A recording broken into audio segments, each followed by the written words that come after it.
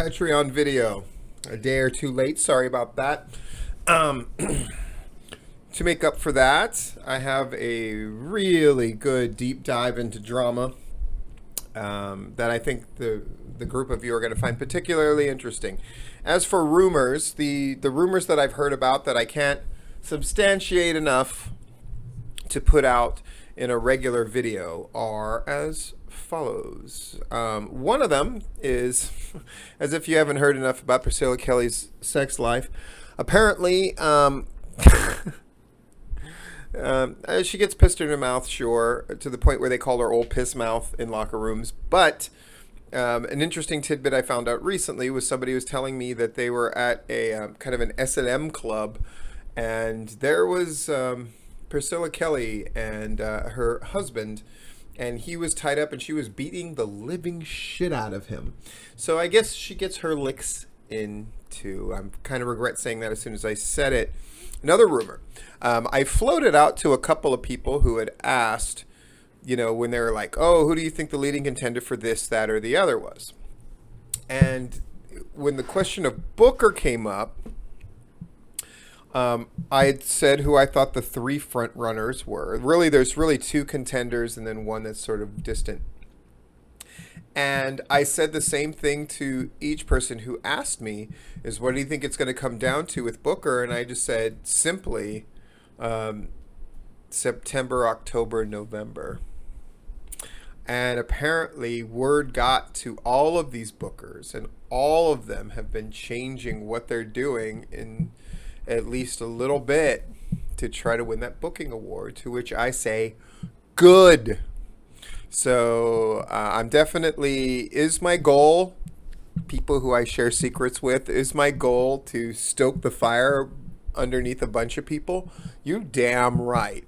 I'm happy that it's super competitive this year, and it's interesting what it's going to come down to. Now, the deep dive into drama. Let's just get into it. We're going to look at the history of the main wrestling promotion that has been inside of the Landmark Arena, including some quick and dirty details about each sort of regime.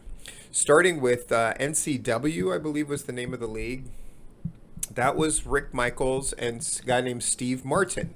Not star of Roxanne and Three Amigos Steve Martin, but a different Steve Martin. It was great that they started the thing. They did too many shows. They discovered some talent along the way, AJ Styles, that kind of thing. But there's also controversy because within that town, Cornelia and the surrounding towns, Rick and Steve apparently got a bunch of sponsors mad because they would take money and then not deliver on their end and things like that. And their sort of tenure there was marred with that shit. So never let the idealistic stuff that all these people put out there fool you. It wasn't all sunshines and roses. And then Bill Behrens took over, and they became NWA Wildside, because Bill at the time was, I believe, vice president of the National Wrestling Alliance. So NWA Wildside, a lot of great talent there. Most notably Jeff G. Bailey, who formed the NWA Elite at the time. Bill Behrens ran it quite competently.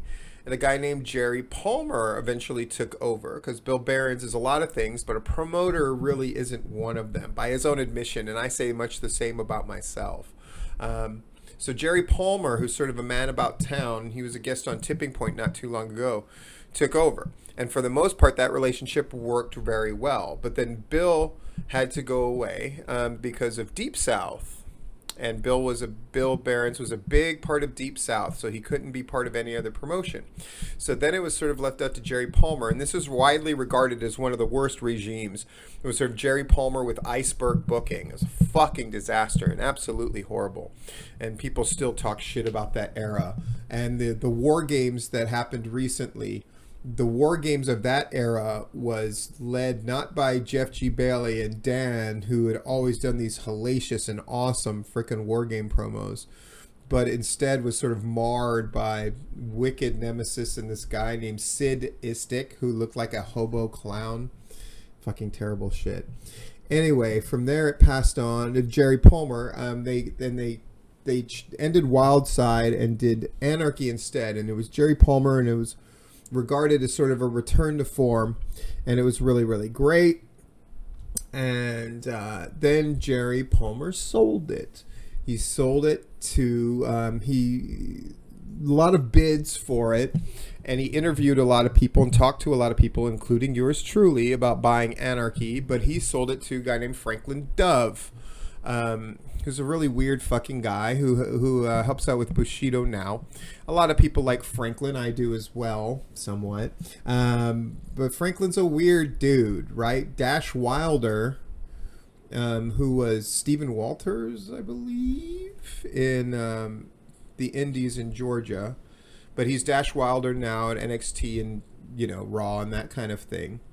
But Franklin took him on and adopted him as a son a couple of years ago, right when he was signing with NXT. Really weird shit. Franklin Dove's wife passed on like a year or so ago, which is very sad. But anyway, Franklin's tenure started off really rocky.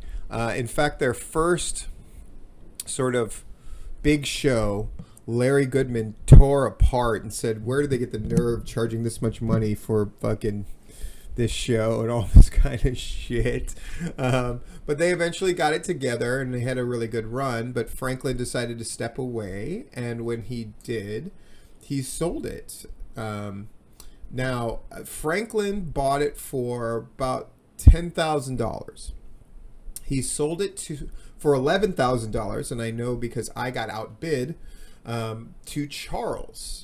Southern Fried Charles, because Charles always had the dream of being the quote-unquote king of Georgia wrestling, and now he had Southern Fried Wrestling, which was in its heyday, true heyday, where they were drawing 300 minimum per show, and Anarchy, so it's hard to argue against. But the Charles tenure wasn't very good. He blamed it on a sort of invasion angle that they were doing with PCW, me included, but really what it came down to is his sort of folksy way of getting people to come in the door at Monroe, which works to this day, just didn't work in Cornelia, and the posters were horrible, and it was just, and Franklin Dove talked all this shit about Charles and said he wasn't respectful enough and all this kind of weird shit. It was just a weird vibe, and then so Charles, Anarchy ended with a big shebang of me and Jeff G. Bailey in a cage, actually. So that came to an end, and Charles sold it. So it was $10,000 to Franklin, $11,000 to Charles, and then he sold it to Danny Only, the fucking moron. Danny claims he paid very little for it. Charles claimed that Danny paid more than Charles paid for it. And all signs point to the fact that Danny paid more than Charles did. His first check bouncing, auspiciously.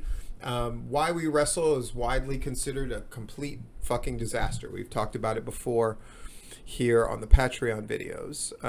Danny Only eventually, bleeding money, and none of his ideas, including the infamous LED sign that was going to make them tons of money, did not pan out.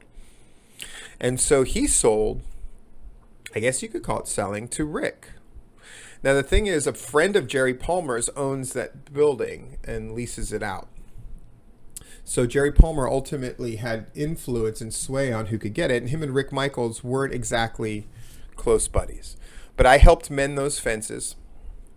No, I did not try to buy it from Danny Only. Fuck Danny Only. And at that point, I realized that show was only worth a name and a ring. And that ring wasn't worth a whole lot. In fact, one of the first things Rick did was tear out that ring and put in a new one, which people at the time complained about, but now they're super happy with. Danny Only also left the building in shambles. He sort of like half started these projects and didn't finish them, which you can imagine just made things worse. Rick ended up fixing up all those kind of things. And from what Rick told me, what he got the promotion for was basically taking over the bills and taking them off of Danny's hands. And Danny would get paid a nominal amount for each show they ran, as if he was talent on the show. So he would get like 40 to 60 a show. I think closer to 40. And I'm not even sure they're doing that anymore. But now Rick has been in charge for quite some time. And, he had the Wild Side Reunion show, which went over huge. And things have seemed to stabilize, though Rick has had to pull himself more and more out of the limelight because of various troubles that he has. So where are they going to go to next? Who knows? I had heard rumors that Rick was trying to sell or putting out overtures to people that might be interested, but those were quickly squashed, which meant they were probably absolutely true. Anyway, this has been Unsubstantiated Rumors and Deep Dives into Drama.